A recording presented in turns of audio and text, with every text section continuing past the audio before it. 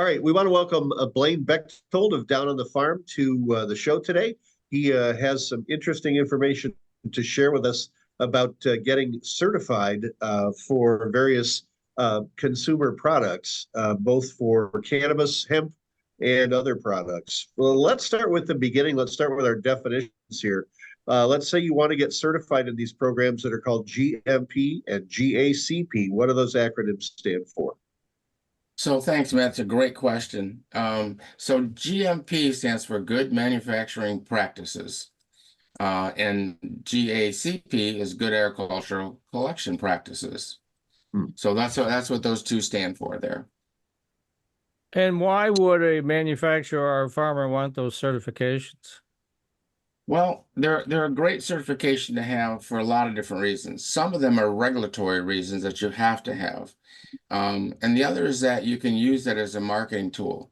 So when I got started back in 2011 doing this, I was working with a lot of the vegetable and fruit guys. And what happened was at that time, and prior just before that, it was the buyer that was requesting from the supplier that they have some kind of third party audit that says, yep, we're following, good practices. We're keeping, washing our hands. We're keeping the food clean. And we know that the food's being delivered to the buyer, that it's meeting some standard criteria that's in the industry. So that's how it all got started. And then a little thing called FSMA, which is the Food Modernization Safety Act, got implemented. Now, FSMA is a little different. They aren't necessarily requiring that you have a third-party audit, but they are requiring that you keep some kind of records on what you do. And there's different records for training and different records for the food, how they store it, how they ship it, how they grow it. But again, FSMA is not requiring you to be third-party audited. The government can come in and look at your farm or your operation and want to see your records that you have for that, supporting that. But it really was the buyer that was doing that.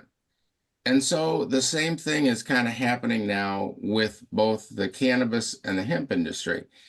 If we're ingesting a product, right, and it doesn't have a kill step in it, that's the main really point here, like a pepper or an apple, right? There's really you don't cook that before you normally eat that. So that's the whole purpose of this, is making sure that we're putting out a good product that isn't going to make people sick when they do that. And so that's kind of how this whole thing got started. So now with hemp, industrial hemp, we're making a product, the oil, that yes, it does have a production step in there, but there's really no step in there from between when it's made and when it goes to the consumer. And the same thing with cannabis. With cannabis, they were making edibles. Then again, there's no kill step there for gummies or for chocolate bars or for cookies. So there's not a step there. And even the smoking part of it. Yeah, when you light it up and you have a torch that you put to it, that is a kill step, right? But then you're inhaling that in one way or another. So some way or another, we're all ingesting this into our bodies, and that's the purpose of having those third-party audits. So, Okay. go ahead, John. No, you go ahead, Mike. That's fine. So you've been doing this for a long time. Why don't you tell people a little bit of your background? You used to work for the state of Michigan, so that's where you learned all this stuff, right? Well, thanks, Mike. It wasn't necessarily state of Michigan. It was the U.S. Department of Agriculture, but I did work in Michigan for that. And I administered the government ag programs to the farmers for 27 years. And then when I was able to retire at the early age of 53, I started this business doing consulting work for farmers. So I help them with their government programs when they sign up. So there's programs to sign up for. There's also reporting of their acres that they have to do. And of course, with any government program, there are rules and regulations, and sometimes people don't quite follow them right.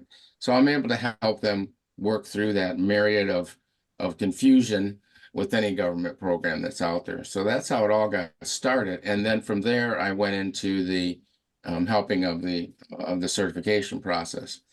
The nice thing I can say is that what I do, we adapt the handbook and what they call SOPs, standard operating procedures, to the operation itself. We don't try to go in and change things, because by wholesale changing things, It doesn't really get adopted well, and the workers don't really adapt to it. They resist it somewhat. So we try to adapt it as much as we can. And most of this stuff is pretty basic and pretty simple. And they're doing it, 90% of it they're already doing. What they're doing is they're not recording it or they're not logging it. And so in an audit world, if the auditor comes in and wants to see a record or a document, and if you didn't write it down and record it, then you didn't do it. So that's the big thing that most people have to do and adapt to. And so we try to make that simple as we can. They can do it either by a paper document, they can do it by digital documents. There's all kinds of ways they can do it. But again, the idea is to make it easy and simple for the operation to adapt to it. So what are some of the costs associated with getting these certifications? So the cost involved can be expensive in some aspects and some not. There are many different what they call GMP certifications out there. There is the USDA one that's called GACP, which is pretty basic and pretty simple. And it's not too bad. That can run anywhere from $1,000 to $2,000. It's usually closer to the 1,000 for that. But if you are selling to, like, say you're selling to a Subway or to some of the other larger grocery chains, sometimes they want what they call a Primus audit. And those get a little more expensive and a little longer of a process. Sometimes they can take a day or two if you're a large operation. Most of them are done within a day's time. And then, my cost involved depends on how extensive it is and what they need to have me do. Some people already have, part of a handbook they've already started. And so I'm just adapting to that and maybe adding to it. And usually my services can be, kind of piecemeal or part, but I normally do a full service where I'll come in and I'll write the whole handbook for them, the SOPs, come in and train their employees. We'll do a pre-audit, and then we do the audit process. And it isn't rocket science, and it isn't open book, so to speak, because we already have all the questions. We know what they're looking for. We know the document. We know the procedure. A lot of it sometimes is visual with also when the auditor comes out there. So we know what they're looking for. So we're able to prepare that. And I can say that anybody that I've worked with over the past, 12 years now, have always passed their audits. I've had nobody fail their audits yet. Huh. So what does Down on a Farm do differently than other businesses that may offer this same kind of service or similar service? Mm-hmm. So the thing that we're really geared towards is really working with the farm, whether it be cannabis, whether it be a manufacturer making something, and it doesn't have to be any food thing is what we're looking at here. So our niche in this whole thing really is being able to adapt it to what they're doing now. We don't come in and say, well, you got to do it this way, this way, this way. Again, because it just doesn't work that way. So that's what our unique part is, that we really work with the farm or the grower or the processor in order to adapt it to what they're doing already. And it's full service. So, a lot of times somebody will come in and they'll do the handbook part, right? Or they'll come in and they'll help with the audit part. But we do the whole thing. We write the handbook. We're there to do the pre-audit, make sure they're going to pass everything. And then we're there for the audit. And then afterwards, sometimes in some of the audits, there's what they call corrective action.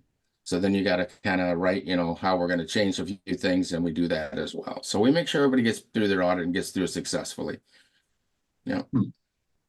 So you've expanded this program now to the hemp market. Talk about that a little bit. Yep. So the hemp and the cannabis market. Now, the cannabis market, there's really actually a lot more regulation than there is in the hemp market right now. Again, in both of those, what's happened is that the CRA, Cannabis Regulatory Agency here in Michigan, and I can do this in any state because, again, the questions are all standardized pretty much.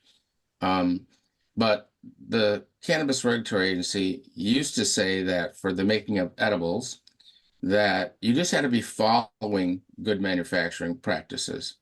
Now, if you're going to make an edible, you have to be third-party audits. You have to have the third-party audit in place. So that's the difference that's happening there. And I think other states that are bringing on both legal and recreational marijuana are going to be doing this as well. Again, we're having a product that we're ingesting in one way or another food into our body. And so the hemp industry really even has less regulation than that right now. So any of these guys that are making the CBD oil, right? Or again, if they're making edibles, there could be things for pets, for horses, things like that. They don't really have any regulation. And again, the key here is that being able to use that to say in your marketing, saying, look, we are third party audited. So that way the buyer, whether it be a consumer or a wholesaler, or if they're white labeling even, that they know that that operation is following some standard principles to make sure that they're putting out a good, safe product for everybody. And that's it, because a lot of times when you go buy some of these products, and same on the cannabis side, you don't know where they're being made. Are they being made in somebody's back room in a garage? Where are they being done at? So that's really the big thing is the safety part of it. All right. And if someone wants to reach out to you to avail themselves of your services, how do they do that? It's a great question, Mike, and thanks for asking that. They can go to downonthefarm.biz is my website, and they can get all the information there and contact me there. Or they can call me at 616-502-0881.